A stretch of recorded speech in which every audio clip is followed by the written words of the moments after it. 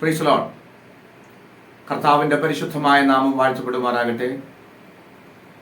ദൈവത്തിന് മാറ്റമില്ലാത്ത വചനവുമായി നിങ്ങളുടെ മുമ്പാകെ ആയിരിക്കാൻ സർവശക്തനായ ദൈവം ഒരുക്കി തന്ന വിലയേറിയ അവസരത്തിനായി ഞാൻ ദൈവത്തിന് സ്തോത്രം ചെയ്യുന്നു. എല്ലാ പ്രിയപ്പെട്ടവർക്കും യേശുക്രിസ്തുവിൻ്റെ വിലയേറിയ നാമത്തിൽ സ്നേഹവന്ദനങ്ങൾ അറിയിക്കുന്നു. ഇന്ന് ദൈവത്തിൻ്റെ വചനം നാം ഒരുമിച്ച് ചിന്തിക്കേണ്ടതിനായിട്ട് ഞാൻ തെരഞ്ഞെടുത്തിരിക്കുന്ന വേദഭാഗം വിശുദ്ധ ലൂക്കോസിന്റെ സുവിശേഷം 18-ാം അധ്യായത്തിന്റെ 1 മുതൽ 8 വരെയുള്ള വേദഭാഗങ്ങളാണ്. അതിലെ 18-ാം അധ്യായത്തിന്റെ 1-ാമത്തെ വാക്യം നമുക്ക് നമ്മുടെ ചിന്തയ്ക്ക് കുറിവാക്യമായി വായിക്കാം. ആ വാക്യം ഇങ്ങനെ എഴുതിയിരിക്കുന്നു: മടുത്തുപോകാതെ എപ്പോഴും പ്രാർത്ഥിക്കണം എന്നുള്ളതിന് അവൻ അവരോട് ഒരു ഉപമ പറഞ്ഞത്. നമ്മുടെ കർത്താവിൻ്റെ ഒരു ഉപമയാണ്. എന്തിനു വേണ്ടിയാണ് കർത്താവ് ഈ ഉപമ പറഞ്ഞത്? അവിടെ എഴുതിയിരിക്കുന്നു, മടുത്തു പോകാതെ എപ്പോഴും പ്രാർത്ഥിക്കണമെന്നുള്ളത്. പ്രാർത്ഥനയെ സംബന്ധിച്ച് ഏറ്റവും ആധികാരികമായി പഠിപ്പിക്കുവാൻ ഈ ലോകത്ത് ഒറ്റ ഒരാൾക്ക് മാത്രമേ കഴിയുകയുള്ളൂ. അല്ലെങ്കിൽ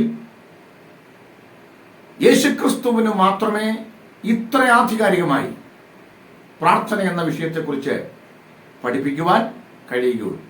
കാരണം കർത്താവിൻ്റെ ജീവിതം മുഴുവൻ തൻ്റെ എല്ലാ ശുശ്രൂഷകളുടെയും അടിസ്ഥാനപരമായി ഒരു തികഞ്ഞ പ്രാർത്ഥിക്കുന്ന ഒരു മാതൃകാ പുരുഷനായിരുന്നു നമ്മുടെ കർത്താവ്. ലൂക്കോസ് യേശുവിനെ പരിചയപ്പെടുത്തുന്ന ആദ്യത്തെ സമയത്ത് സ്നാനമേൽക്കുമ്പോൾ നാം അവിടെ ഇങ്ങനെ വായിച്ചു തുടങ്ങുന്നു: യേശു സ്നാനമേറ്റ് പ്രാർത്ഥിച്ചു കൊണ്ടിരിക്കുമ്പോൾ പരിശുദ്ധാത്മാവ് യേശുവിൻ്റെ മേൽ ഇറങ്ങി വരികയാണ്. തുടർന്നങ്ങോട്ട് സുവിശേഷത്തിൽ ലൂക്കോസ് യേശുവിന്റെ പ്രാർത്ഥനാ ജീവിതത്തെ വെളിപ്പെടുത്തുന്നു. അനവധി വാക്യങ്ങൾ നമുക്ക് കാണാൻ കഴിയും. പുരുഷാരം തിങ്ങിക്കൂടുമ്പോഴൊക്കെ ഏകാന്ത സ്ഥലം തേടിപ്പോയ കർത്താവ്, പ്രാർത്ഥനയ്ക്കായി ഏകാന്ത സ്ഥലത്ത് കഴിച്ച കർത്താവ്, തന്റെ ജീവിതത്തിലെ ഏറ്റവും പ്രധാനപ്പെട്ട സമയങ്ങളെല്ലാം പ്രാർത്ഥനയിൽ ആരംഭിച്ച കർത്താവ്. ശിഷ്യന്മാരെ തിരഞ്ഞെടുക്കുന്നതിന് മുമ്പ് നാം വായിക്കുന്നു, കർത്താവ് ഒരു രാത്രി മുഴുവൻ പ്രാർത്ഥന കഴിച്ചു. ശിഷ്യന്മാരെ തനിക്ക് മുമ്പായി പടക് കയറി അക്കരെ പോകുവാൻ കൽപ്പിച്ചിട്ട് പ്രാർത്ഥിക്കാനായി കയറിപ്പോയ കർത്താവ് തന്റെ ജീവിതത്തിന്റെ അവസാനം താൻ ക്രൂശിലേക്ക് പോകുന്നതിന് മുമ്പ് ഗതസമനയിൽ തന്റെ വിയർപ്പ് രക്തത്തുള്ളി പോലെ നിലത്ത് വീഴുന്നതിന് തുല്യമായി കഠിന വ്യതയോടെ ഈ പാനപാത്രം എങ്കിൽ നിന്ന് നീക്കണമേ എന്ന് അരുളി ചെയ്ത് പിതാവിനോട് അപേക്ഷിച്ച്, എങ്കിലും എന്റെ ഇഷ്ടമല്ല നിന്റെ ഇഷ്ടം തന്നെ ആകട്ടെ എന്ന് പ്രാർത്ഥിച്ച കർത്താവ്. തന്റെ ശിഷ്യന്മാർ പ്രാർത്ഥിക്കുന്നവരാകണം എന്ന് കരുതി പ്രാർത്ഥനയുടെ ഉദാത്തമായ മാതൃക പഠിപ്പിച്ച കർത്താവ്. നിങ്ങൾ ഇവണ്ണം പ്രാർത്ഥിപ്പിൻ എന്ന് പറഞ്ഞ് പ്രാർത്ഥനയുടെ അതിശ്രേഷ്ഠമായ മാതൃക പഠിപ്പിച്ച കർത്താവ്. യോഹന്നാന്റെ സുവിശേഷം വായിക്കുമ്പോൾ ശിഷ്യന്മാർക്ക് വേണ്ടി മാത്രമല്ല, മുഴുവൻ ലോകത്തിനു വേണ്ടിയും പ്രാർത്ഥിച്ച കർത്താവ്. എന്തിനേറെ, ക്രൂശിൽ മരണകരമായ ആ വ്യഥയിലൂടെ കടന്നു പോകുമ്പോൾ, പിതാവേ, ഇവർ ചെയ്യുന്നത് എന്തെന്നറിയാൽ ഇവരോട് ക്ഷമിക്കണമേ എന്ന് പറഞ്ഞ് ആ സമയവും തന്റെ ശത്രുക്കൾക്ക് വേണ്ടി പ്രാർത്ഥിച്ച കർത്താവ്. ഒടുവിൽ, പിതാവേ, എന്റെ ആത്മാവിനെ നിന്റെ കരങ്ങളിൽ സമർപ്പിക്കുന്നു എന്ന് പറഞ്ഞ് ഈ ഭൂമിയിലെ തന്റെ ജീവിതം അവസാനിക്കുമ്പോൾ തന്റെ ആത്മാവിനെ പിതാവിങ്കൽ പ്രാർത്ഥിച്ചു ഫലമേൽപ്പിക്കുന്ന കർത്താവ്. പ്രാർത്ഥനയുടെ ഉദാത്ത മാതൃക, പ്രാർത്ഥനാ പുരുഷൻ നമ്മുടെ അരുമനാഥനായ കർത്താവിനല്ലാതെ ആർക്ക് പ്രാർത്ഥനയെക്കുറിച്ച് പഠിപ്പിക്കാൻ ഇത്ര ആധികാരികമായി കഴിയും? ആ കർത്താവ് പ്രാർത്ഥനയുടെ എല്ലാ പ്രതിസന്ധികളെയും അറിഞ്ഞിരുന്നു. മനുഷ്യ ജീവിതത്തിൽ നമുക്ക് പ്രാർത്ഥന പ്രാർത്ഥനയിൽ നേരിടുന്ന ഏറ്റവും വലിയ പ്രതിസന്ധിയാണ് പ്രാർത്ഥനയിൽ മടുപ്പുണ്ടാകുക എന്ന് പറയുന്നത്. മടുത്തു പോവുക. ഇത് മനസ്സിലാക്കിയ കർത്താവ് ശിഷ്യന്മാരോട് ഉപമകളായിട്ട് തന്റെ ജനത്തോട് പറയുകയാണ്, നിങ്ങൾ പ്രാർത്ഥനയിൽ മടുത്തു പോകാതിരിക്കേണ്ടതിന് ഞാൻ നിങ്ങൾക്കൊരു ഉപമ പറഞ്ഞു തരാം. Price the Lord. വചനം ശ്രദ്ധിക്കുന്ന പ്രിയപ്പെട്ട സഹോദരി സഹോദരന്മാരെ, മറ്റാരും പ്രാർത്ഥനയെക്കുറിച്ച് എന്തൊക്കെ പറഞ്ഞാലും എന്തൊക്കെ പഠിപ്പിച്ചാലും അതൊക്കെ നിങ്ങൾ അവഗണിച്ചു കളഞ്ഞാലും യേശു കർത്താവ് പ്രാർത്ഥനയെക്കുറിച്ച് പറഞ്ഞത് നിങ്ങൾ അവഗണിക്കരുത്. ഗിരിപ്രഭാഷണത്തിൽ പ്രാർത്ഥനയെക്കുറിച്ച് അവിടുന്ന് പറഞ്ഞത് നിങ്ങൾ അവഗണിക്കരുത്. അറയിൽ കടന്ന രഹസ്യത്തിൽ കാണുന്ന നിന്റെ പിതാവിനോട് പ്രാർത്ഥിക്കുവാൻ അപേക്ഷിച്ച കർത്താവ്, ജീവിതകാലം മുഴുവൻ പ്രാർത്ഥനയുടെ മാതൃകയായിരുന്ന കർത്താവ് തന്റെ ശിഷ്യന്മാരെ പ്രാർത്ഥനയുടെ ഒരു വലിയ പ്രതിസന്ധിയെ എങ്ങനെ പരിഹരിക്കണമെന്ന് ഈ ഉപമയിലൂടെ പഠിപ്പിക്കുകയാണ്. പ്രാർത്ഥനയുടെ ഏറ്റവും വലിയ പ്രതിസന്ധിയാണ് മടുപ്പുണ്ടാകുക എന്ന് പറയുന്നത്, മടുത്തു പോകുക എന്ന് പറയുന്നത്. അതുകൊണ്ട് കർത്താവ് അവരോട് പറയുകയാണ്, 18-ാം അധ്യായത്തിന്റെ 1-ാം വാക്യം, മടുത്തു പോകാതെ എപ്പോഴും പ്രാർത്ഥിക്കണം എന്നുള്ളതിന് അവൻ അവരോട് ഒരു ഉപമ പറഞ്ഞത്. ആ ഉപമ നിങ്ങൾക്കറിയാം. ഒരു പട്ടണത്തിൽ അനീതിയുള്ള ഒരു ന്യായാധിപൻ, അവിടെ ഒരു വിധവയുടെ കാര്യത്തിൽ ഒരു താല്പര്യമില്ലാത്ത ന്യായാധിപൻ. കാരണം അദ്ദേഹത്തിന് ദൈവത്തെ ഭയമില്ല, മനുഷ്യനെ ശങ്കയില്ല. പക്ഷേ വിധവ ഒടുവിൽ അനീതിയുള്ള ന്യായാധിപന്റെ കയ്യിൽ നിന്ന് നീതി നേടിയെടുത്ത അത്ഭുതകരമായ ആ ചരിത്രം, ആ കഥ നമ്മളെ ആവേശം കൊള്ളിക്കുന്നതാണ്. അതുകൊണ്ട് നാം ഒരുമിച്ചിന്ന് ആ വേദഭാഗത്തിലേക്ക് കടക്കുകയാണ്. പഠിപ്പിക്കുന്നത് കർത്താവാകിയാൽ, കർത്താവിന്റെ ഉപമയാകിയാൽ വളരെ പ്രധാനപ്പെട്ടതാണ്. അതുകൊണ്ട് എല്ലാ പ്രിയപ്പെട്ടവരും ഈ വചന സന്ദേശം എല്ലാവരും കേൾക്കണം. എനിക്കറിയാം നാം എല്ലാവരും വായിക്കുകയും ധ്യാനിക്കുകയും ചെയ്യുന്ന വചനമാണ്. എങ്കിലും പരിശുദ്ധാത്മാവ് ഇന്ന് പുതിയ ചില കാര്യങ്ങൾ, അല്ലെങ്കിൽ ഇതുവരെ നാം സ്പർശിച്ചിട്ടില്ലാത്ത നിലയിൽ ആ വചനത്തെ സമീപിക്കുവാൻ, വചനത്തിലൂടെ ചില കാര്യങ്ങൾ മനസ്സിലാക്കുവാൻ നിശ്ചയമായും നമ്മോട് ഇടപെടുമെന്ന് എനിക്കുറപ്പുണ്ട്. പ്രാർത്ഥനയോടെ നമുക്ക് ആ വചനത്തിനകത്തേക്ക് പ്രവേശിക്കാം. ഇവിടെ ആദ്യം പറയുന്ന കാര്യമാണ് മടുത്തു പോകാതെ എപ്പോഴും പ്രാർത്ഥിക്കേണ്ടതിന് അവൻ ഒരു ഉപമ പറഞ്ഞത്. ഒന്നാമത്തെ കാര്യം, ഈ ഉപമയുടെ ലക്ഷ്യമെന്ന് പറയുന്നത് പ്രാർത്ഥനയിൽ മടുപ്പുണ്ടാകരുത് എന്നാണ്. എന്താണ് മടുത്തു പോകുക എന്ന് പറഞ്ഞാൽ?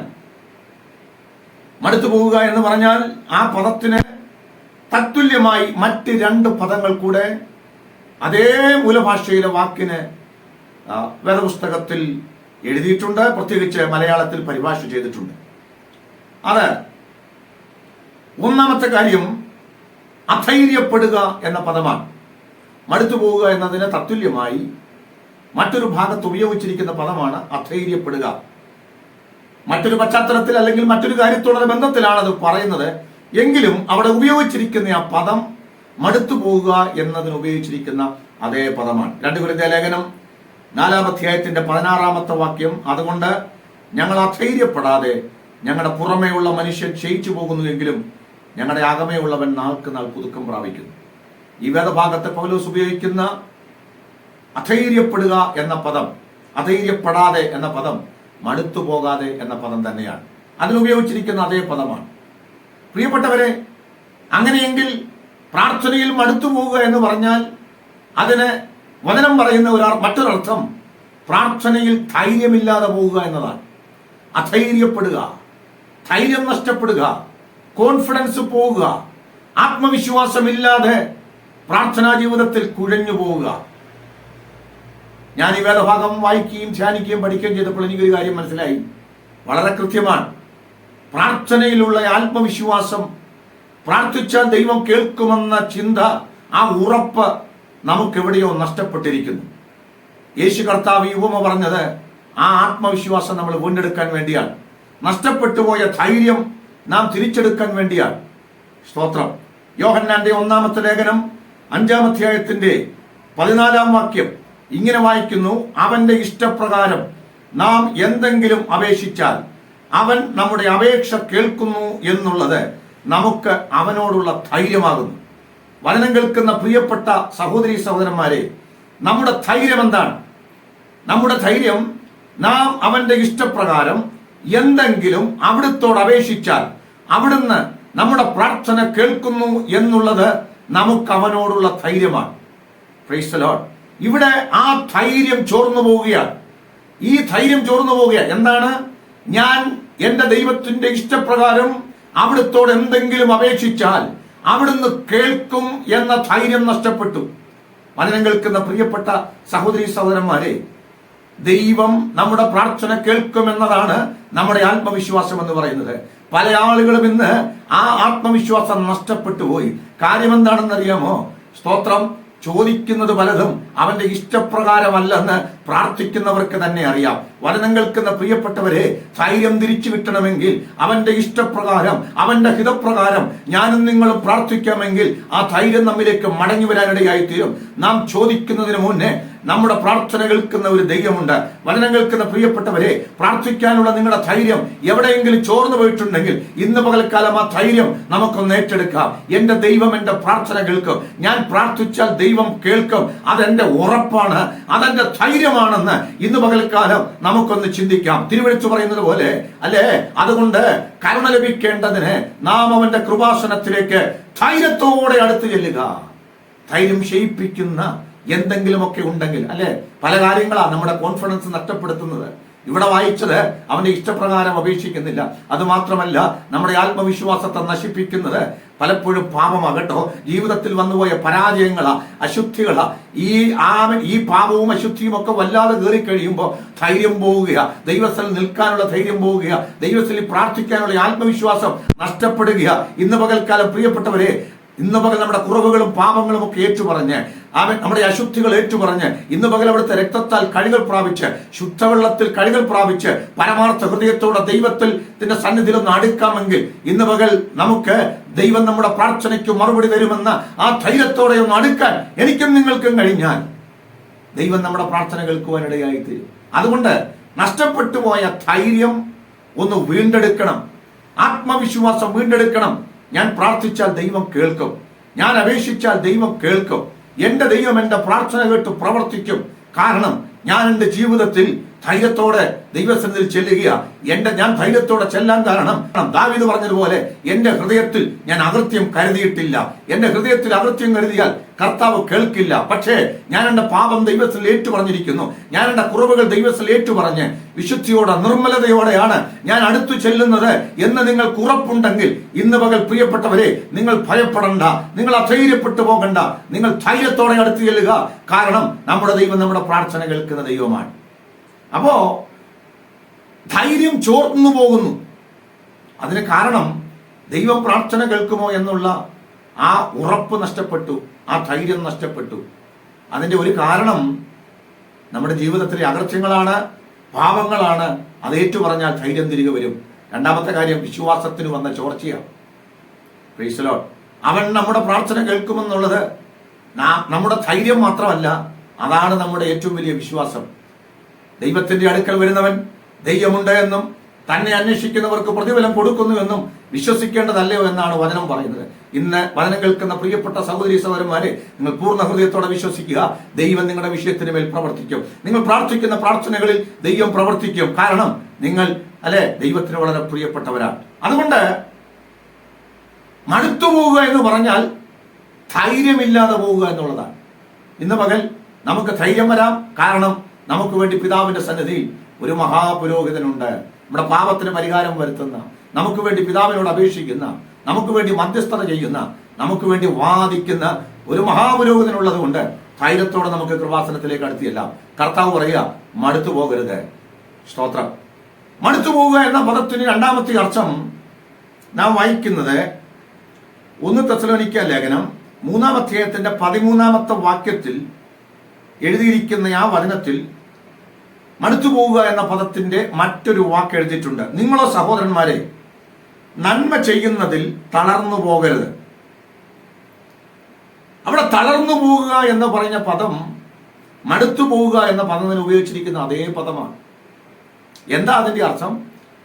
പ്രാർത്ഥനാ ജീവിതത്തിൽ തളർന്നു പോവുക. തളരുകയാ. യേശു ഈ ഉപമ പറഞ്ഞത് നിങ്ങൾ തളരാതിരിക്കാനാണ്. എങ്ങനെയാ ഒരു വ്യക്തി പ്രാർത്ഥനാ ജീവിതത്തിൽ തളർന്നു പോകുന്നത്? നമുക്കറിയാം, തളരുന്നത് ബലം നഷ്ടമാകുമ്പോഴാ, കരുത്ത് നഷ്ടമാകുമ്പോഴാ, അല്ലെ, ദൈവം പകർന്നിരിക്കുന്ന കൃപ നഷ്ടമാകുമ്പോഴാ. നമ്മൾ ആദ്യത്തെ വാക്യത്തിൽ പറഞ്ഞതുപോലെ കൊരിന്ത്യർ ലേഖനത്തിൽ പൗലോസ് പറഞ്ഞു, ഞങ്ങളുടെ പുറമേ ഉള്ള മനുഷ്യൻ ക്ഷയിച്ചു പോകുന്നുവെങ്കിലും അകമേയുള്ള മനുഷ്യൻ നാൾക്ക് നാൾ പുതുക്കം പ്രാപിക്കുന്നു. വചനം കേൾക്കുന്ന പ്രിയപ്പെട്ടവരെ, പ്രാർത്ഥനാ ജീവിതത്തിലെ തളർച്ചയുടെ കാരണം ആത്മശക്തിയുടെ കുറവാ, ബലത്തിന്റെ കുറവാ. എവിടെയോ ശക്തി ചോർച്ച സംഭവിച്ചിരിക്കുന്നു, എവിടെയോ ബലം നഷ്ടമായിരിക്കുന്നു. ഗെത്സമനിയിൽ തന്റെ ജീവിതത്തിലെ ഏറ്റവും പ്രധാനപ്പെട്ട പ്രതിസന്ധി ഘട്ടത്തിൽ തന്നോട് ചേർന്ന് പ്രാർത്ഥിക്കുവാൻ പത്രോസിനെയും യാക്കോബിനെയും യോഹന്നാനെയും യേശു വിളിച്ചുകൊണ്ട് ഗെത്സമനിയിലേക്ക് പോവുകയാണ്. പക്ഷെ നമ്മൾ വായിക്കുന്നത്, യേശു മുൻപിൽ ചെന്ന് പ്രാർത്ഥിച്ചിട്ട് തിരിച്ചു വന്ന് നോക്കുമ്പോൾ ശിഷ്യന്മാർ ഉറങ്ങുക. 3 പ്രാവശ്യവും കർത്താവ് അവരുടെ അടുക്കിലേക്ക് മടങ്ങി വന്നപ്പോഴും അവർ പ്രാർത്ഥിക്കാതെ ഉറങ്ങുകയാണ്. യേശു അവിടെ പറഞ്ഞൊരു മറുപടി ഉണ്ട്, അവരോട് പറഞ്ഞൊരു കാര്യമുണ്ട്. ഉറങ്ങാതെ ഉണർന്നിരുന്ന് പ്രാർത്ഥിപ്പീൻ, പരീക്ഷയിൽ അകപ്പെടാതിരിപ്പാൻ ഉണർന്നിരുന്ന് പ്രാർത്ഥിപ്പീൻ. ആത്മാവ് ഒരുക്കമുള്ളത് ജഡമോ ബലഹീനം. പ്രിയപ്പെട്ടവരെ, ശക്തി ചോർന്നുപോയി, ബലം നഷ്ടമായിരിക്കുന്നു, ബലഹീനമായ ജഡം. ഇന്ന് വചനം കേൾക്കുന്ന പ്രിയപ്പെട്ട സഹോദരി സഹോദരന്മാരെ, പ്രാർത്ഥനയിൽ നാം കുഴഞ്ഞു പോകുന്നത് എന്തുകൊണ്ടാണെന്നറിയാമോ? ബലം നഷ്ടപ്പെട്ടു. നിങ്ങൾ അറിയേണ്ട ഒരു വലിയ യാഥാർത്ഥ്യം, പ്രാർത്ഥനാ ജീവിതത്തിൽ ശക്തിപ്പെടണമെങ്കിൽ, പ്രാർത്ഥനാ ജീവിതത്തിൽ ബലപ്പെടണമെങ്കിൽ നമ്മുടെ ഈ ജഡം കൊണ്ട് മാത്രം പറ്റില്ല കേട്ടോ. ഈ ജഡത്തെ ശക്തീകരിക്കുന്ന, നമ്മെ ബലപ്പെടുത്തുന്ന പരിശുദ്ധാത്മാവിന്റെ അത്യന്ത ശക്തിയുടെ വ്യാപാരം നമ്മുടെ മൺകൂടാരത്തിൽ വെളിപ്പെട്ടെങ്കിൽ മാത്രമേ പ്രാർത്ഥനയിൽ നമുക്ക് ശക്തിപ്പെടാൻ പറ്റുകയുള്ളൂ. അല്ലെ, പൗലോസ് എഫേസ്യ ലേഖനം 6-ാം അധ്യായത്തിൽ ഇങ്ങനെ പറഞ്ഞതുപോലെ, ഒടുവിൽ കർത്താവിലും അവന്റെ അമിത ബലത്തിലും ശക്തിപ്പെടുകയും. അതിന്റെ അവസാന ഭാഗത്ത് പറയുന്നു, അല്ലെ, ഏതു നേരത്തും ആത്മാവിൽ പ്രാർത്ഥിപ്പീ. പ്രിയപ്പെട്ട സഹോദരി സഹോദരന്മാരെ, മടുപ്പുണ്ടാവുക എന്ന് പറഞ്ഞാൽ അതിന്റെ മറ്റൊരർത്ഥം എന്ന് പറയുന്നത് ബലം നഷ്ടപ്പെട്ടു പോകുക, കുഴഞ്ഞു പോകുക. ഇന്ന് വചനം കേൾക്കുന്ന പ്രിയപ്പെട്ടവരെ, എവിടെയാ ഒരു ദൈവവേദൻ പ്രാർത്ഥനാ ജീവിതത്തിൽ തളർന്നു പോകുന്നത്? അവന് മേൽ ദൈവം പകർന്നിരിക്കുന്ന ആ ദൈവിക ബലം നഷ്ടമാകുമ്പോഴാണ്. ഇന്ന് വചനം കേൾക്കുന്ന പ്രിയപ്പെട്ട സഹോദരി സഹോദരന്മാരെ, ആ ദൈവിക ബലത്തിലേക്ക് നമുക്ക് അടുത്തുകയല്ല. നമ്മെ ശക്തീകരിക്കുന്നത്, പ്രാർത്ഥനയ്ക്ക് നമ്മെ ബലപ്പെടുത്തുന്നത്, നമ്മെ തട്ടി ഉണർത്തുന്നത്, നമുക്ക് കരുത്തു പകരുന്നത്, ശക്തമായി പ്രാർത്ഥനയിൽ പോരാടുവാൻ നമ്മെ ബലപ്പെടുത്തുന്നത് ആത്മശക്തിയാണ്, പരിശുദ്ധാത്മാവിന്റെ നിറവാണ്. ആ നിറവിൽ കുറവ് വന്നിട്ടുള്ളത് കൊണ്ടാണ് നാം തകർന്നു പോകുന്നത്, നാം ബലഹീനരായി പോകുന്നത്. അതുകൊണ്ട് ആത്മശക്തി നമുക്ക് അവൻ പ്രാപിക്കുവാൻ നമ്മെ തന്നെ സമർപ്പിക്കാം. ദൈവിക ബലം നഷ്ടപ്പെട്ടുപോയ ആത്മശക്തി എങ്ങനെ പ്രാപിക്കണം എന്ന വിഷയത്തെക്കുറിച്ച് ഞാനൊരു സന്ദേശം ചാനലിൽ ചെയ്തിട്ടുണ്ട്, നിങ്ങൾക്ക് അത് കാണാവുന്നതാണ്. പ്രിയപ്പെട്ടവരെ, എന്താണ് മടുത്തു പോവുക എന്ന് പറഞ്ഞാൽ? 2 പ്രധാനപ്പെട്ട കാര്യം ഞാൻ നിങ്ങളോട് പറയുന്നു. മടുത്തു പോവുക എന്ന് പറഞ്ഞാൽ 2 കാര്യം. ഒന്ന്, ധൈര്യം നഷ്ടപ്പെട്ടു പോവുക. ധൈര്യം എങ്ങനെ വീണ്ടെടുക്കാൻ പറ്റുമെന്ന് ഞാൻ നിങ്ങളോട് സംസാരിച്ചു. 2-ാമത്തെ കാര്യം, ബലം നഷ്ടപ്പെട്ടു പോവുക, കുഴഞ്ഞു പോകുക, ശക്തി നഷ്ടപ്പെടുക എന്നുള്ളതാണ്. എങ്ങനെയാ ശക്തി നഷ്ടപ്പെടുന്നത്? എന്ത് ശക്തിയാണ് നമ്മൾ നഷ്ടപ്പെടുന്നത്? ആത്മബലത്തിന്റെ കുറവാണ്, ആത്മശക്തിയുടെ കുറവാണ്. അതേ ദിവസങ്ങൾ നമ്മൾ പ്രാപിച്ചാൽ പ്രാർത്ഥനയിൽ മുന്നേറും. 3-ാമത്തെ പദം, അവിടെ എഴുതിയിരിക്കുന്ന അതേ പദം, മടുത്തു പോകരുത് എന്ന പദം. അതിന് എന്താണ് ആ പദം അവിടെ ഉപയോഗിക്കുന്നതിനുള്ള പ്രധാനപ്പെട്ട അർത്ഥം? അത് അവിടെയുള്ള മടുപ്പ് പ്രാർത്ഥനയുടെ മറുപടി ലഭ്യമാകുന്നതിനുള്ള കാലതാമസം കൊണ്ട് നമ്മിലുണ്ടാകുന്ന മടുപ്പാണ്. Praise the Lord. പ്രാർത്ഥനയുടെ മറുപടി ലഭിക്കുന്നതിന്റെ സമയം വളരെ വ്യത്യാസമാണ്. നാം അതിനെക്കുറിച്ച് തുടർന്ന് ഈ വചനം ധ്യാനിക്കുമ്പോൾ തുടർന്ന് അതിനെക്കുറിച്ച് വിശദമായി ഞാൻ പറയും. അതുകൊണ്ട് ഇപ്പോൾ ആ ഭാഗത്തേക്ക് പറയുന്നില്ല. എന്താണ് ആ മടുപ്പ്, പ്രാർത്ഥനയുടെ മറുപടി താമസിക്കുന്നത് എന്തുകൊണ്ടാണ്, അതൊക്കെ ഞാൻ തുടർന്ന് സംസാരിക്കും. അപ്പോ കർത്താവ് ഈ ദൂത് പറഞ്ഞത് നമ്മൾ മടുത്തു പോകരുത്, എപ്പോഴും പ്രാർത്ഥിക്കണം, മടുപ്പ് വരാതെ എപ്പോഴും പ്രാർത്ഥിക്കണം എന്നുള്ളതിന് അവൻ ഒരു ഉപമ പറഞ്ഞത്. നമുക്കിനി ആ ഉപമയ്ക്കകത്തേക്ക് പ്രവേശിക്കാം. 3 പ്രധാനപ്പെട്ട കഥാപാത്രങ്ങൾ, വ്യക്തികൾ ഈ ഉപമയ്ക്കകത്ത് കർത്താവ് പറഞ്ഞിട്ടുണ്ട്. 3 ആളുകളുടെ കാര്യം. 2 പ്രധാനപ്പെട്ട ആളുകൾ, ഒന്ന് വിധവ, 2-ാമത്തത് അനീതിയുള്ള ന്യായാധിപൻ. ഏറ്റവും പ്രധാനപ്പെട്ടയാൾ കർത്താവ് ആ ഉപമയിലൂടെ അർത്ഥം പറഞ്ഞപ്പോൾ ഇങ്ങനെ പറഞ്ഞു, നീതിയുള്ള ന്യായാധിപതിയായ നമ്മുടെ കർത്താവ്.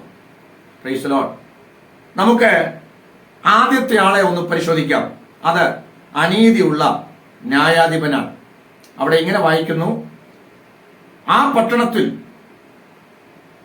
ദൈവത്തെ ഭയവും മനുഷ്യനെ ശങ്കയുമില്ലാത്ത ഒരു ന്യായാധിപൻ ഉണ്ടായിരുന്നു.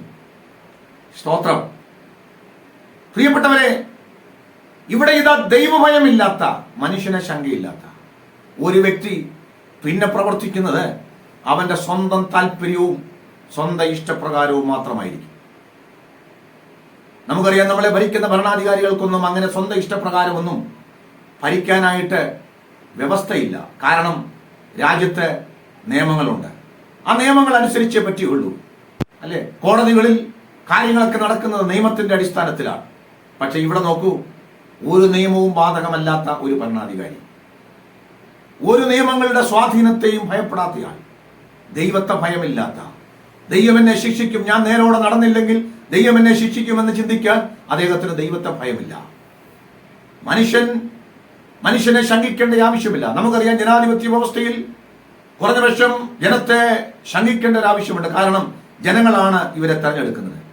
ഇവർ നേരോടെ നിന്നില്ലെങ്കിൽ ഒരുപക്ഷെ ജനം ഇവർക്കെതിരായി വരും. ഇവിടുത്തെ ന്യായാധിപൻ അങ്ങനെ ജനത്തെയും ഭയപ്പെടേണ്ട കാര്യമില്ല. കാരണം ജനത്തെ ഡിപ്പെൻഡ് ചെയ്തല്ല അദ്ദേഹം ജീവിക്കുന്നത്. ഇപ്പൊ ദൈവത്തെയും മനുഷ്യനെയും ഭയമില്ലാത്തൊരു ന്യായാധിപനിൽ നിന്ന് നീതി ലഭിക്കില്ല. എത്ര പ്രശ്നകരമായ ഒരു സാഹചര്യത്തിലൂടെയാണ് ആ സ്ത്രീ കടന്നു പോകുന്നതെന്ന് നിങ്ങൾ അറിയണം.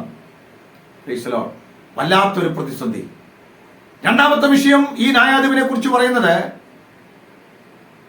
ഈ വിധവയുടെ വിഷയത്തെ മനഃപൂർവം അവഗണിച്ച് കാലതാമസം വരുത്തി. കുറെ കാലത്തേക്ക് അവന് മനസ്സിലായിരുന്നു എന്നാണ് നാം അവിടെ വായിക്കുന്നത്. എത്ര വലിയ പ്രശ്നത്തിലൂടെയാണ്, എത്ര വിഷമകരമായ സാഹചര്യത്തിലൂടെയാണ് ആ പാവം സ്ത്രീ കടന്നു പോകുന്നതെന്ന് നിങ്ങൾക്ക് മനസ്സിലായി കാണുമല്ലോ.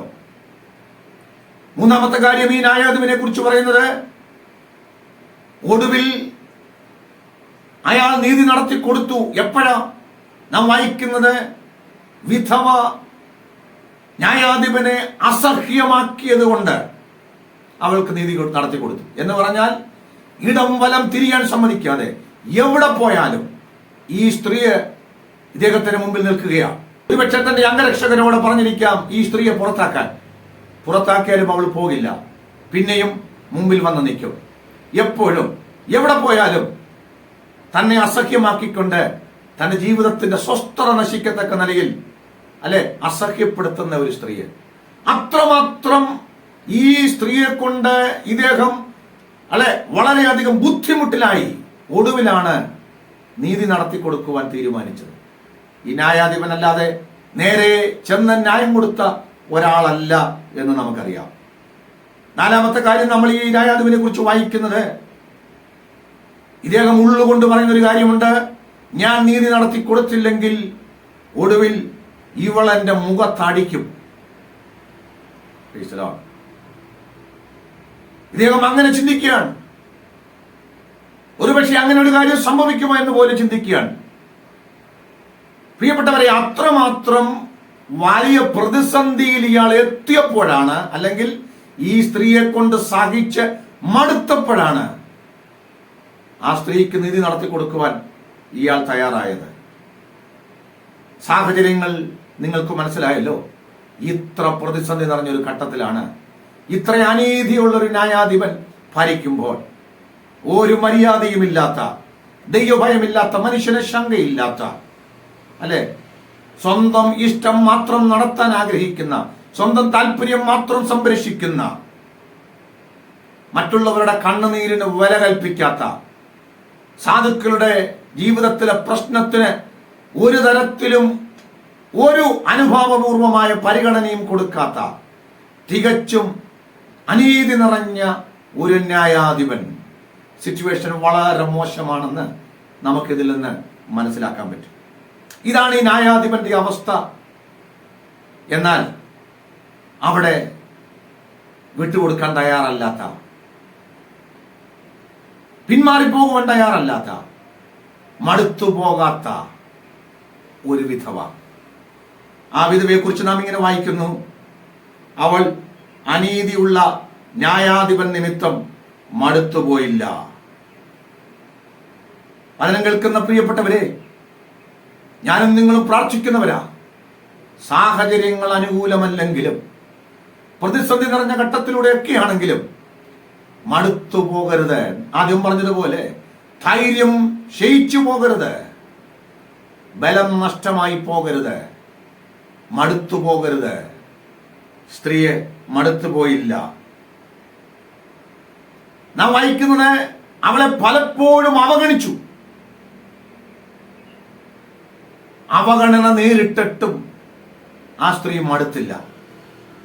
വചനം കേൾക്കുന്ന പ്രിയപ്പെട്ടവരെ, ഞാൻ തുടർന്ന് നമ്മുടെ നല്ല ന്യായാധിപനെ കുറിച്ച് നിങ്ങളോട് പറയും. എങ്കിലും ഈ അവഗണനയെ കുറിച്ചൊരു കാര്യം പറഞ്ഞിട്ട് നമ്മൾ ആ വേദഭാഗത്തിലേക്ക് പോകാം. ഈ അനീതിയുള്ള ന്യായാധിപൻ പലപ്പോഴും ഇവളെ അവഗണിച്ചു. ഇവിടെ പ്രശ്നങ്ങൾക്ക് വില കൽപ്പിച്ചില്ല, ആട്ടി ഓടിക്കാൻ ശ്രമിച്ചിരിക്കാം.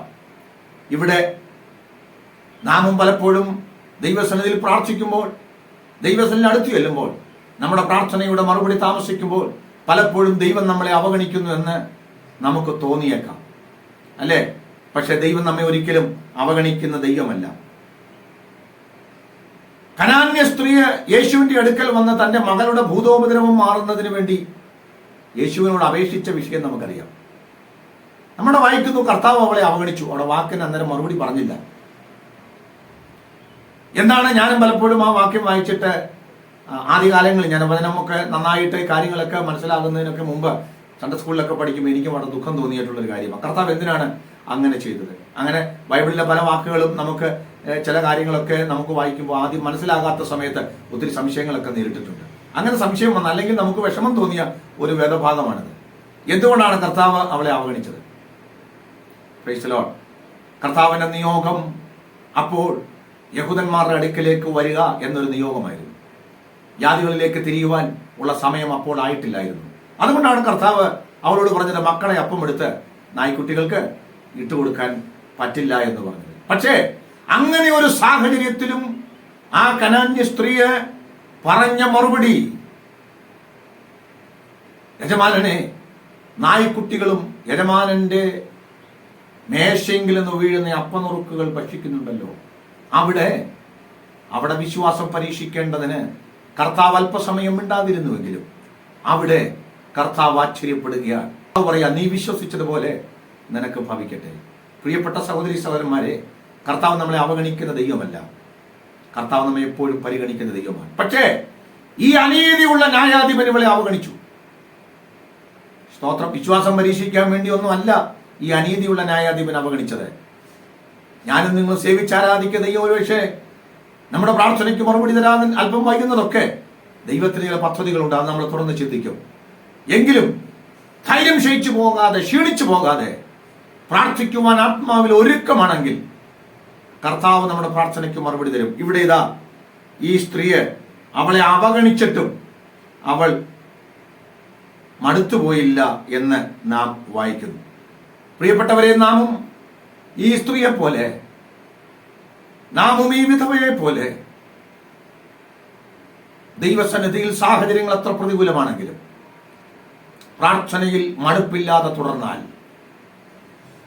ഒരുപക്ഷെ കർത്താവ് നമ്മുടെ പ്രാർത്ഥന കേട്ടിട്ട് നമുക്ക് പരിഗണിക്കുന്നില്ലല്ലോ എന്ന ചിന്ത അകത്തു വന്നാലും, അത്തരം തോന്നലുകളൊക്കെ വന്നാലും അതിനെയെല്ലാം അതിജീവിച്ച് പ്രാർത്ഥനയിൽ നിങ്ങൾ മടുക്കാതെ നിന്നാൽ,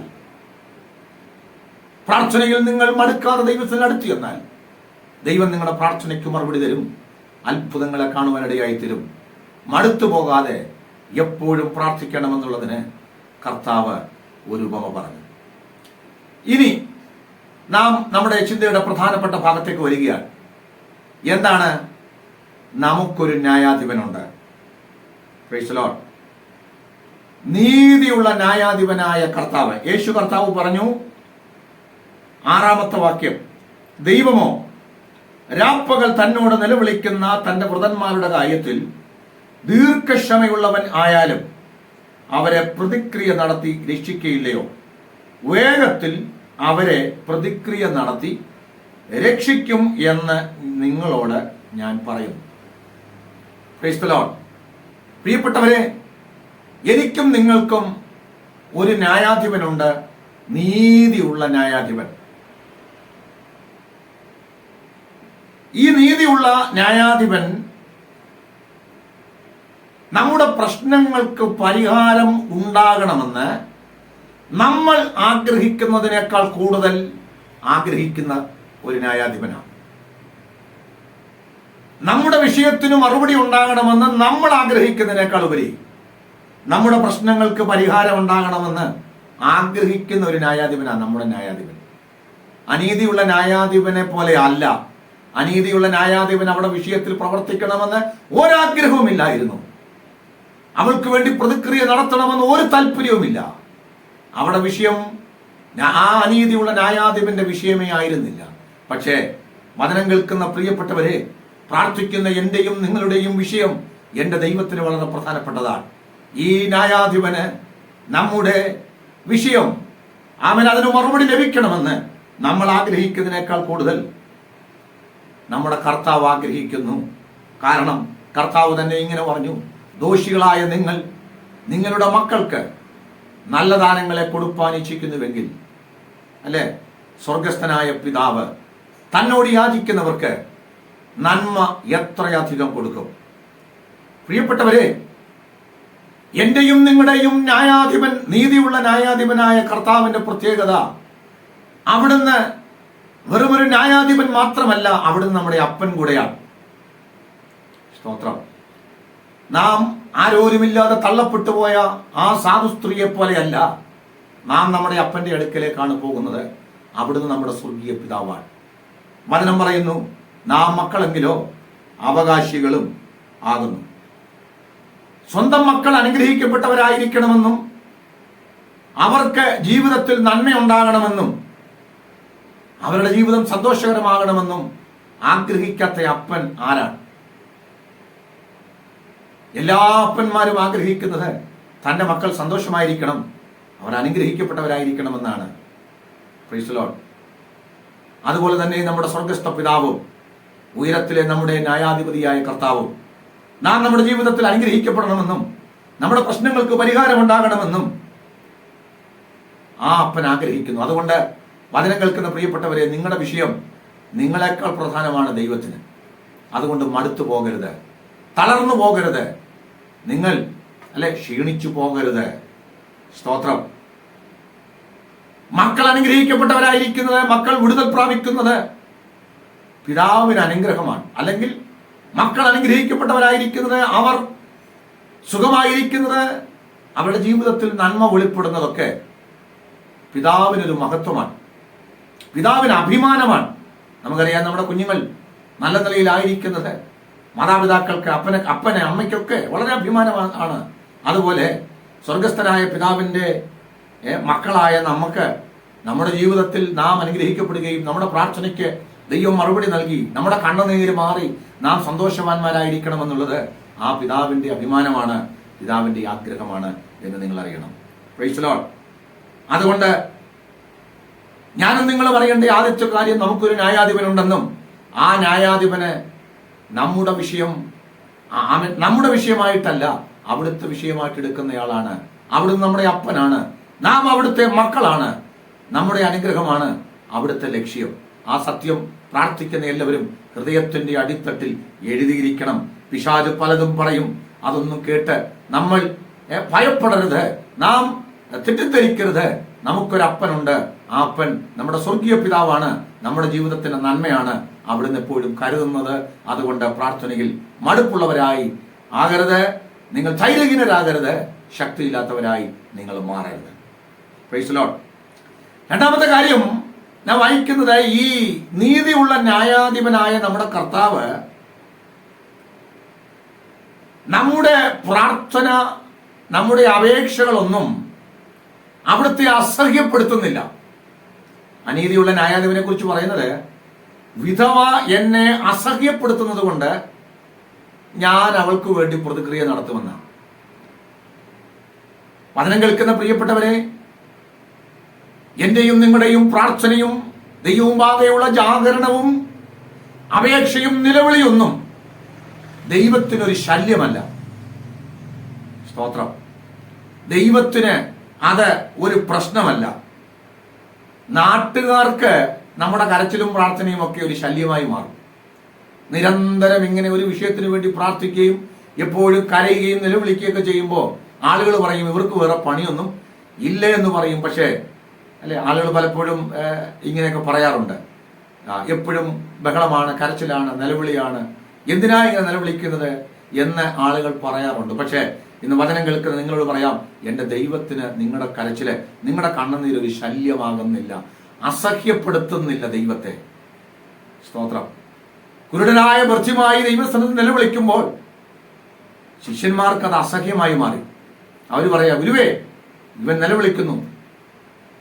അല്ലെ, കനാന്യ സ്ത്രീയോടുള്ള ബന്ധത്തിൽ പറഞ്ഞു, അവളെ ഇങ്ങനെ കിടന്ന് നിലവിളിക്കുന്നത് കണ്ടില്ലേ, അവളെ പറഞ്ഞയക്കണം. പ്രിയപ്പെട്ടവരെ, എന്റെയും നിങ്ങളുടെയും കണ്ണുനീരും നിലവിളിയും പ്രാർത്ഥനയും ഒക്കെ വീട്ടുകാർക്കും നാട്ടുകാർക്കും പ്രിയപ്പെട്ടവരും ഒക്കെ ഒരു ശല്യമായി തോന്നും. പക്ഷെ എൻ്റെ ദൈവത്തിന് ഇത് അസഹ്യമല്ല, ഇത് അവിടുത്തേക്ക് ശല്യമല്ല. അവിടുന്ന് ഇത് ശ്രദ്ധ വെച്ച് കേൾക്കുന്ന ദൈവമാണ്. അനീതിയുള്ള ന്യായാധിപൻ ശല്യം സഹിക്കാതെയാണ്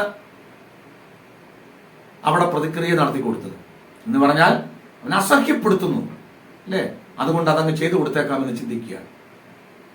പല ആൾക്കാരും ഈ വചനമൊക്കെ തെറ്റിദ്ധരിച്ച് പലപ്പോഴും വിശ്വാസികളെയൊക്കെ പഠിപ്പിക്കാറുണ്ട്, നമ്മളും ദൈവത്തെ അങ്ങ് ശല്യം ചെയ്താൽ, എപ്പോഴും അസഹ്യപ്പെടുത്തിയാൽ, അല്ലെ, ദൈവത്തിന് സ്വസ്ഥത കൊടുക്കാതിരുന്നാൽ, അല്ലെ, നിങ്ങൾ സ്വസ്ഥത കൊടുക്കരുത് എന്നൊരു വാക്യമുണ്ട്. ആ വാക്യത്തെയൊക്കെ തെറ്റായി വ്യാഖ്യാനിച്ച് ദൈവത്തിന് സ്വസ്ഥത കൊടുക്കാതെ എപ്പോഴും അങ്ങ് അസഹ്യപ്പെടുത്തിയാൽ, ശല്യം സഹിക്കാതെ ദൈവം അങ്ങ് സഹായിക്കുമെന്ന നിലയിൽ ഈ വേദഭാഗം വ്യാഖ്യാനിക്കരുത്. അങ്ങനെ ശല്യം സഹിക്കാതെ വണ്ണം നമുക്ക് വേണ്ടി പ്രവർത്തിക്കുന്നയാളല്ല ദൈവം. ദൈവത്തിന് നമ്മുടെ കണ്ണുനീര്, നമ്മുടെ പ്രാർത്ഥന എന്ന് പറയുന്നത് ഒരു ശല്യമല്ല, അസഹ്യതയല്ല എന്ന് നിങ്ങൾ എല്ലാവരും അറിയണം. Price the Lord. 145-ാം സങ്കീർത്തനം 18-ാം വാക്യം ഇങ്ങനെ പറയുന്നു, യഹോവ തന്നെ വിളിച്ചപേക്ഷിക്കുന്ന ഏവർക്കും സമീപസ്ഥനാണ്. പ്രിയപ്പെട്ടവരെ, നിന്റെ നിലവിളിയുടെ, നിന്റെ കണ്ണുനീരിന്റെ മണ്ഡലത്തിൽ ശല്യം സഹിക്കാതെ വണ്ണം ഓടിപ്പോകുന്നവനല്ല, നിന്റെ അടുത്ത് വരുന്നവനാണ് എൻ്റെ കർത്താവ്. നിന്റെ കണ്ണുനീരിന് വില കൽപ്പിക്കുന്നവനാണ് എൻ്റെ ദൈവം. നിന്റെ നിലവിളിക്ക് വില കൽപ്പിക്കുന്നവനാണ്. ലോകത്തിൽ ആരും നിന്റെ കണ്ണുനീരിനും പ്രാർത്ഥനയ്ക്കും വില കൽപ്പിക്കുന്നില്ലെങ്കിലും, അനേകർക്ക് അത് ശല്യമായി തോന്നിയാലും, എൻ്റെ കർത്താവിന് അത് ശല്യമല്ല, അസഹ്യമല്ല. കർത്താവ് നിന്നെ മുഷിയത്തില്ല. കർത്താവിന്, അല്ലെ, നീ കണ്ണുനീരോടെ നിലവിളിക്കുമ്പോഴൊക്കെയും അവിടുന്ന് സമീപസ്ഥനാണ്. നമുക്കെല്ലാവർക്കും അറിയാം, ലാസറിന്റെ കല്ലറയ്ക്കൽ, അല്ലെ, യഹൂദന്മാർ കരയുന്നത് കണ്ടപ്പോൾ, മറിയയും മാർത്തയും കരയുന്നത് കണ്ടപ്പോൾ അരുമനാഥൻ അവരോട് കൂടെ കരഞ്ഞു എന്നാണ് നമ്മൾ വായിക്കുന്നത്. കണ്ണുനീര് കാണുമ്പോൾ മനസ്സിലിക്കുന്ന ഒരു ദൈവം, കൂടെ കരയുന്ന ഒരു ദൈവത്തെയാണ് നമ്മൾ സേവിച്ചാരാധിക്കുന്നത്. അവിടെ നിന്നാണ് നമ്മുടെ നീതിയുള്ള ന്യായാധിപൻ. അതുകൊണ്ട് ഈ ന്യായാധിപൻ നാം കരയുകയും നിരന്തരം നിലവിളിക്കുകയും ചെയ്യുമ്പോൾ ശല്യം സഹിക്കാതെ അസഹ്യപ്പെട്ട് മറുപടി തരുന്നെന്ന് നിങ്ങൾ ആരും ചിന്തിക്കരുത്. പകരം ഈ ദൈവം നമ്മുടെ കണ്ണുനീര് വില കൽപ്പിക്കുന്നു, നമ്മുടെ നിലവിളിക്ക് വില കൽപ്പിക്കുന്നു. അവിടുന്ന് നമുക്ക് വേണ്ടി പ്രവർത്തിക്കും. നിങ്ങളെല്ലാവരും മനസ്സിലാക്കേണ്ട ഒരു വലിയ യാഥാർത്ഥ്യം, അല്ലെ, നിങ്ങളുടെ കണ്ണുനീരും നിങ്ങളുടെ നിലവിളിയും കണ്ട് അനീതിയുള്ള ന്യായാധിപൻ സഹികെട്ട് പ്രവർത്തിക്കുന്നത് പോലെ, എന്നാൽ ഇനി അങ്ങ് കരച്ചിൽ നിർത്തട്ടെ, സഹികെട്ടിട്ട് പ്രവർത്തിക്കുന്ന ഒരു ദൈവമല്ല. അങ്ങനെയല്ല ദൈവശാസ്ത്രം മനസ്സിലാക്കേണ്ടത്. പ്രാർത്ഥനയുടെ ദൈവശാസ്ത്രം അങ്ങനെയല്ല. അങ്ങനെ ആരും തെറ്റിദ്ധരിക്കരുത്. അങ്ങനെ ആരെങ്കിലും പഠിപ്പിച്ചിട്ടുണ്ടെങ്കിൽ, ചിന്തിച്ചിട്ടുണ്ടെങ്കിൽ തെറ്റായ ഒരു പഠിപ്പിക്കലാണ്. നിങ്ങൾ അറിയണം, അങ്ങനെ സഹികെട്ട് പ്രവർത്തിക്കുന്ന ആളല്ല ദൈവത്തിന്. അങ്ങനെ സഹികെട്ട് പ്രവർത്തിക്കുന്ന ആളല്ല. കാരണം എൻ്റെ ദൈവം നിന്റെ കണ്ണുനീരിന് വില കൽപ്പിക്കുന്നു, നിന്നോട് കൂടെ കരയുന്നു. പിന്നെ എന്തുകൊണ്ടാണ് ദൈവം പറയുമ്പോൾ ഉടനെ പ്രവർത്തിക്കാത്തതെന്ന് ചോദിച്ചാൽ, അതിനെ തുടർന്ന് ഞാൻ അങ്ങോട്ട് പറയുന്ന കാര്യം, അതിനുള്ള മറുപടി ഞാൻ തുടർന്ന് നിങ്ങളോട് സംസാരിക്കും. എല്ലാവരും ശ്രദ്ധയോടെ കേൾക്കണം. ഒരു കാര്യം ഞാൻ പറയാം, നിന്റെ ഒരു തുള്ളി കണ്ണുനീര് പോലും ദൈവത്തിന് വിലയില്ലാതാകുന്നതില്ല. അതെല്ലാം അവിടുത്തെ തുരുത്തിയിൽ അവിടുന്ന് സൂക്ഷിച്ചു വെച്ചിരിക്കുന്നു. അതെല്ലാം അവിടുന്ന് കാണുന്നു. അതിനെല്ലാം ദൈവം കണക്ക് നോക്കി മറുപടി തരുന്ന ഒരു ദൈവമാണ്. അതിനെല്ലാം ദൈവത്തിന്റെ പ്രവൃത്തി ഉണ്ടാകുമെന്ന് നിങ്ങൾ എല്ലാവരും തിരിച്ചറിയണം. Price the Lord. അടുത്തൊരു കാര്യം കൂടെ ഞാൻ പറയാം. അനീതിയുള്ള ന്യായാധിപൻ പ്രവർത്തിക്കുന്നതിന് മുമ്പ് അവിടെ പറയുന്നുണ്ട്, ഇനി ഞാൻ അവൾക്ക് വേണ്ടി പ്രതിക്രിയ നടത്തിയില്ലെങ്കിൽ അവൾ എൻ്റെ മുഖത്തടിക്കും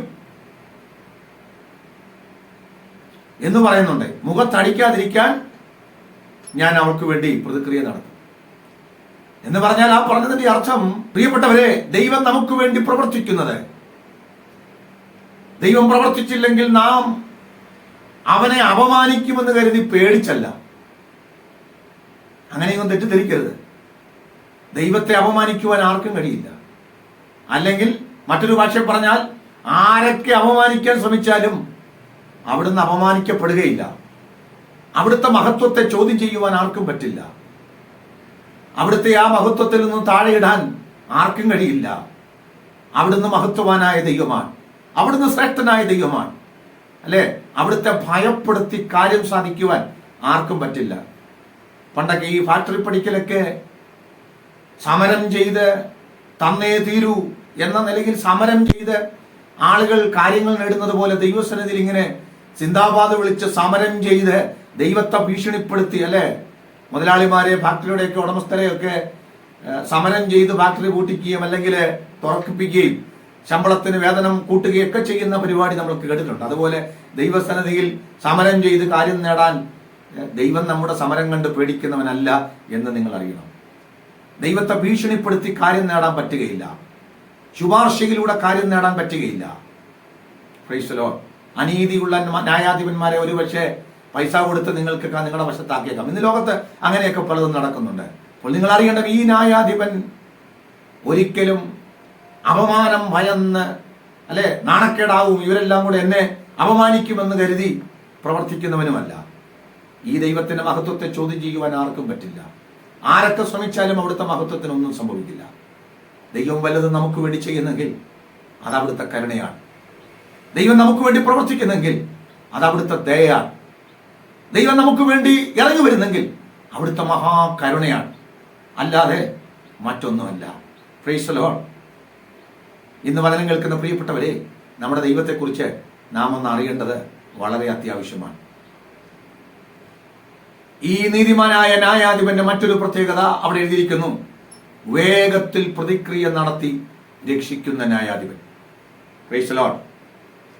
നമ്മുടെ ദൈവം നമ്മുടെ പ്രാർത്ഥനയുടെ മറുപടി കാരണമില്ലാതെ താമസിപ്പിക്കുന്നവനല്ല.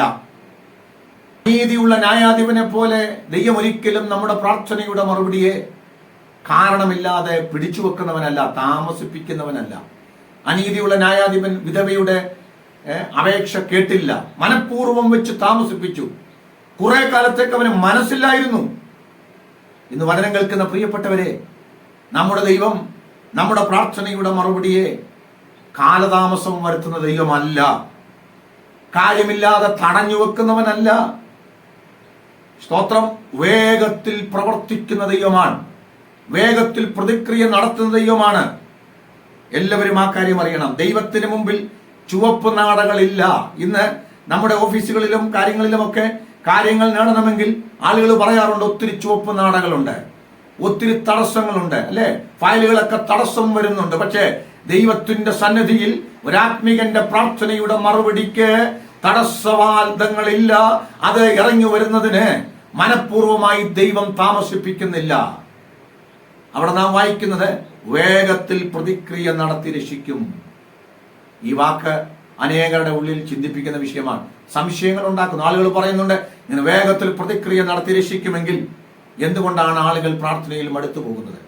എന്തുകൊണ്ടാണ് ആളുകൾ ക്ഷീണിച്ചു പോകുന്നത്? വേഗത്തിൽ പ്രവർത്തിക്കുമെങ്കിൽ എന്താണ് ഇങ്ങനൊരു ഉപമ കർത്താവ് പറയേണ്ടതിന്റെ കാരണം? ഇന്ന് വചനം കേൾക്കുന്ന പ്രിയപ്പെട്ടവരെ, അതിപ്രധാനമായി ഈ ദൂതിന്റെ അവസാന ഭാഗത്തേക്ക് നമ്മൾ വരികയാണ്. എന്താണ് വേഗത്തിൽ പ്രവർത്തിക്കുമെന്ന് പറഞ്ഞത്? ദൈവത്തിന്റെ സമയത്താണ് ദൈവം പ്രവർത്തിക്കുന്നത്. ദൈവത്തിന്റെ സമയവും നമ്മുടെ സമയവും തമ്മിലുള്ള വ്യത്യാസത്തെ നമുക്ക് തിരിച്ചറിയുന്നില്ല. അതാണ് ആത്മികരുടെ യഥാർത്ഥ പ്രശ്നം. ആ സമയത്തെക്കുറിച്ചുള്ള ബോധ്യം ഒരു ദൈവവൈതലിനുണ്ടായാൽ അവർക്ക് പിന്നെ ഒരു സംശയമില്ല. അവർ മടുക്കത്തില്ല, അവർ ക്ഷീണിക്കത്തില്ല, അവർ തളർന്നു പോകത്തില്ല. ഒരു പ്രാർത്ഥനയിൽ ശക്തിയോടെ മുന്നേറുവാനിടയായി തീരും. വചനം കേൾക്കുന്ന പ്രിയപ്പെട്ടവരെ, നിങ്ങളെല്ലാവരും അറിയേണ്ട ഒരു യാഥാർത്ഥ്യം, വേഗത്തിൽ പ്രവർത്തിക്കുമെന്ന് അവിടെ എഴുതിയിട്ടുണ്ട്. ആ വചനത്തിന്റെ അർത്ഥം ദൈവത്തിന്റെ സമയത്ത് തന്റെ പ്രവൃത്തി വെളിപ്പെടുത്തുവാനിടയായിത്തീരും. ദൈവത്തിന്റെ സമയത്താണ് ദൈവം പ്രവർത്തിക്കുന്നത്. എന്താണ് ദൈവത്തിന്റെ സമയം? ആ സമയത്തിന് വേദപുസ്തകം നൽകുന്ന പേരാണ് തക്ക സമയം എന്ന് പറയുന്നത്. പത്രോസിന്റെ 1-ാമത്തെ ലേഖനം 5-ാം അധ്യായത്തിന്റെ 6-ാമത്തെ വാക്യം എല്ലാവർക്കും അറിയാവുന്ന വാക്യമാണ്. അതുകൊണ്ട് അവൻ നിങ്ങളെ തക്ക സമയത്ത് ഉയർത്തേണ്ടതിന് ദൈവത്തിന്റെ ബലമുള്ള കൈക്കീഴിൽ താണിരിപ്പീൻ. അനം കേൾക്കുന്ന പ്രിയപ്പെട്ടവരെ, നാം ദൈവസന്നിധിയിൽ പ്രാർത്ഥിക്കുമ്പോൾ ദൈവം അതിന്റെ മറുപടി നൽകുവാൻ ആഗ്രഹിക്കുന്നു. ഞാൻ പറഞ്ഞു കഴിഞ്ഞു, നാം ആഗ്രഹിക്കുന്നതിന് മുന്നമേ ആ വിഷയത്തിൽ പ്രവർത്തിക്കണമെന്ന് ദൈവത്തിന് ആഗ്രഹമുണ്ട്. സ്തോത്രം. അതിനെക്കുറിച്ച് ദൈവം ഏറ്റവും മെച്ചമായ ഒരു പദ്ധതി കർത്താവ് തയ്യാറാക്കിയിട്ടുണ്ട്. നമുക്കവൻ മറുപടി തരുമ്പോൾ ഏറ്റവും മെച്ചമായ ഒരു മറുപടിയാണ് തരാൻ ആഗ്രഹിക്കുന്നത്. ഏറ്റവും അനുഗ്രഹിക്കപ്പെട്ട ഒരു മറുപടി തരുവാൻ ദൈവം ആഗ്രഹിക്കുന്നുണ്ട്. പക്ഷേ ആ മറുപടി തരുവാൻ ദൈവം ആഗ്രഹിക്കുന്ന സമയം എന്ന് പറയുന്നത് നമ്മുടെ സമയമല്ല, തക്ക സമയമാണ്. ആ തക്ക സമയത്താണ് ദൈവത്തിന്റെ പ്രവൃത്തി വെളിപ്പെടുന്നത്. പ്രിയപ്പെട്ടവരെ, ലാസർ ദീനമായി കിടക്കുന്ന വിഷയം ദീനമായി കിടക്കുമ്പോൾ തന്നെ യേശുവിനെ അറിയിച്ചതാണ്. പക്ഷേ യേശു അപ്പോൾ അവിടെ പോയില്ല, അവിടെ തന്നെ താമസിച്ചു.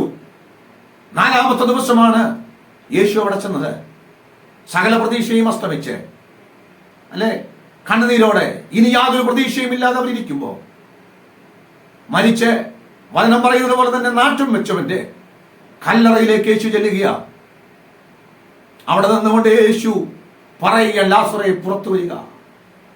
സഹോദരിമാർക്ക് സംശയം, മാർത്തയ്ക്ക് സംശയം, യഹൂദന്മാർക്ക് സംശയം. സംശയത്തിന്റെ വാക്കുകൾ പലതും പറഞ്ഞു.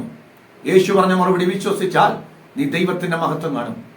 പ്രിയപ്പെട്ടവരെ, 4-ാം ദിവസം യേശു ഇവിടെ പോയതിന് പിന്നിലെ കാരണം ദൈവത്തിന്റെ നാമം മഹത്വപ്പെടണം. കർത്താവിനല്ലാതെ ഇതിനകത്ത് പ്രവർത്തിക്കാൻ വേറെ ആർക്കും കഴിയില്ല എന്ന ചിന്ത അവിടെ വരണം. യഹൂദന്റെ വിശ്വാസപ്രകാരം 3 ദിവസം ആത്മാവ് കല്ലറയ്ക്കുള്ളിൽ തന്നെ ഉണ്ടാകുമെന്ന ഒരു ചിന്ത അവരിലുണ്ടായിരുന്നു.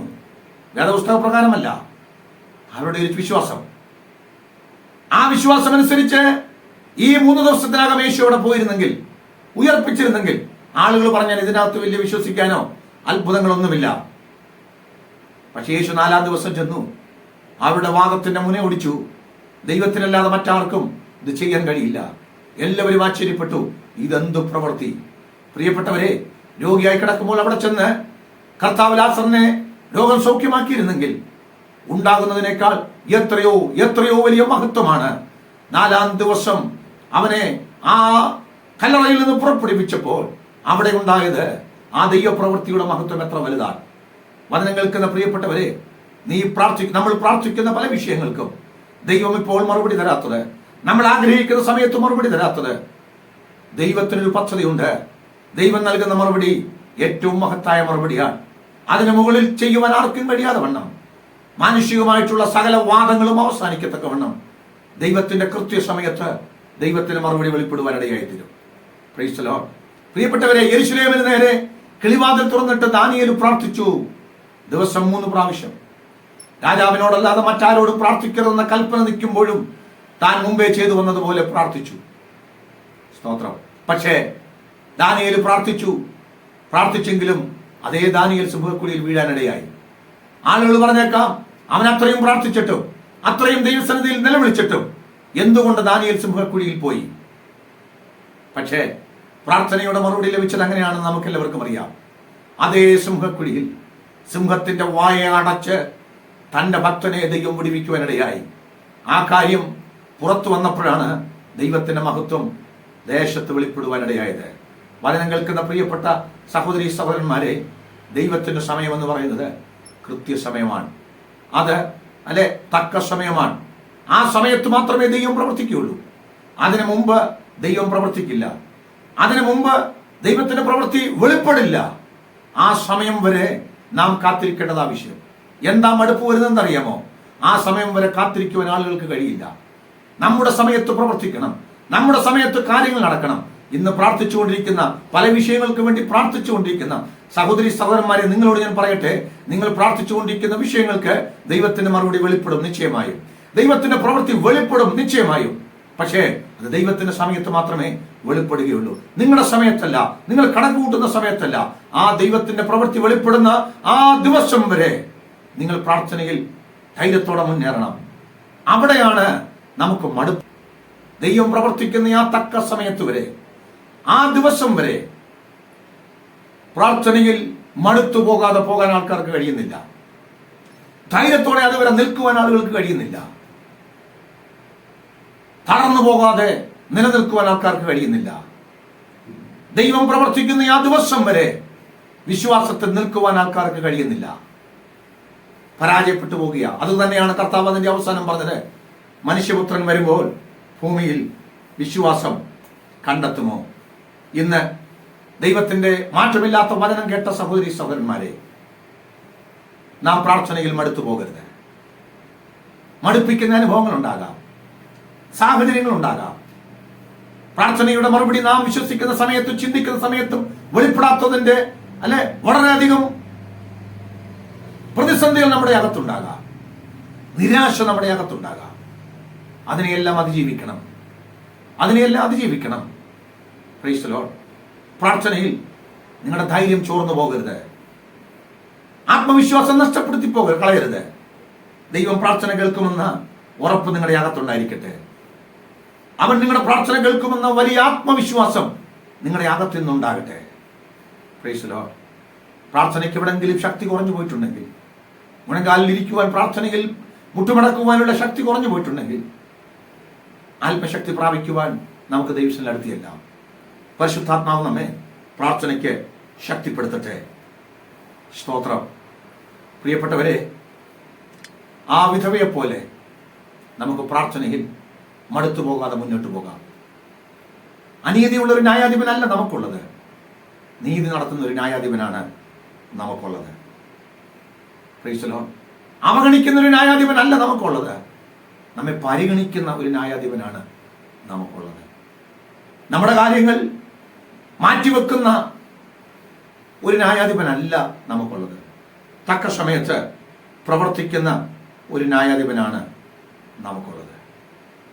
ആ നീതിയുള്ള ന്യായാധിപന്റെ അടുക്കലേക്ക് നമുക്കിന്ന് കടന്നില്ല. അവിടുന്ന് പ്രവർത്തിക്കുന്നതുവരെയും പ്രാർത്ഥനയിൽ ശക്തിപ്പെടുവാൻ നമ്മെ ദൈവം സഹായിക്കട്ടെ.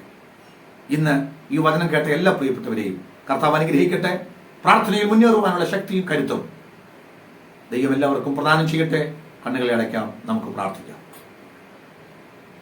അളവ് കൂടാതെ ഞങ്ങളെ സ്നേഹിക്കുന്ന ഞങ്ങളുടെ വാഴ്ത്തപ്പെട്ട ദൈവമേ, പരിശുദ്ധനും നിത്യനുമായ ഞങ്ങളുടെ സ്വർഗീയ നല്ല പിതാവേ, ഏറ്റവും മനോഹരമായി നല്ല സമയത്തിനായി നന്ദിയോടെ ഞങ്ങൾ അങ്ങേ സ്തുതിക്കുന്നു. കർത്താവെ, ഞങ്ങൾ പലപ്പോഴും പ്രാർത്ഥനയിൽ മടുത്തുപോകും. ഞങ്ങൾക്ക് മടുപ്പുണ്ടാകുന്നുണ്ട് കർത്താവെ. ഞങ്ങൾ ആഗ്രഹിക്കുന്ന സമയത്തും ഞങ്ങൾ ആഗ്രഹിക്കുന്ന രീതിയിലും ഞങ്ങളുടെ പ്രാർത്ഥനകൾക്ക് മറുപടി ലഭിക്കത്തില്ല എന്ന തോന്നൽ വരുമ്പോൾ, കർത്താവ് ഞങ്ങളെ അവഗണിക്കുന്നു എന്ന ചിന്ത ഞങ്ങൾക്ക് തോന്നുമ്പോൾ, കർത്താവെ, അങ്ങയെ മനസ്സിലാക്കാൻ കഴിയാതെ, അങ്ങയുടെ പദ്ധതികൾ എന്താണെന്ന് മനസ്സിലാക്കാൻ കഴിയാതെ ഞങ്ങൾ ഞങ്ങളുടേതായ സിദ്ധാന്തങ്ങൾ അനുസരിച്ച് മുന്നോട്ട് പോകുമ്പോൾ തെറ്റിദ്ധാരണ കൊണ്ട് പലപ്പോഴും ഞങ്ങൾക്ക് മടുപ്പുണ്ടാകുന്നു. കർത്താവെ, പലപ്പോഴും ഞങ്ങൾ ധൈര്യം ചോർന്നു പോകുന്നവരാകുന്നു. നിന്റെ അടുക്കൽ വരാനുള്ള ധൈര്യം ഞങ്ങളിൽ കുറവാകുന്നു. പാപം ഞങ്ങളെ വല്ലാതെ പുറകോട്ട് വലിക്കുന്നു. ഞങ്ങളുടെ അവിശ്വാസം ഞങ്ങളെ പുറകോട്ട് വലിക്കുന്നു. കർത്താവെ, ഇന്ന് ഞങ്ങളെ ശക്തിപ്പെടുത്തണമേ. ഞങ്ങളെ കഴുകി വിശുദ്ധരാക്കണമേ. ഞങ്ങളുടെ അകത്ത് വലിയ വിശ്വാസം നൽകണമേ കർത്താവെ. ആ നീതിയുള്ള ന്യായാധിപനായ കർത്താവിനെ അടുക്കൽ വന്ന് നിരന്തരം പ്രാർത്ഥിക്കുവാൻ, അങ്ങ് ഞങ്ങൾക്ക് വേണ്ടി പ്രവർത്തിക്കുന്ന ആ തക്ക സമയം വരെയും വിശ്വസ്തയോടെ പ്രാർത്ഥനയിൽ പോരാടുവാൻ, മുന്നേറുവാൻ ഞങ്ങൾക്ക് എല്ലാവർക്കും കൃപ നൽകണമേ. വചനം കേട്ട ഞങ്ങളുടെ ജനത്തെ അനുഗ്രഹിക്കണം. യേശുക്രിസ്തുവിന് വലിയൊരു നാമത്തിൽ തന്നെ ആമേൻ. ഇത്രത്തോളം സമയം ദൈവത്തിന്റെ വചനം ശ്രദ്ധിച്ച എല്ലാ പ്രിയപ്പെട്ടവർക്കും യേശുക്രിസ്തുവിന്റെ നാമത്തിൽ വചനം പറയുന്നു. എല്ലാവരെയും കർത്താവ് ധാരാളമായി അനുഗ്രഹിക്കുമാറാകട്ടെ. God bless you.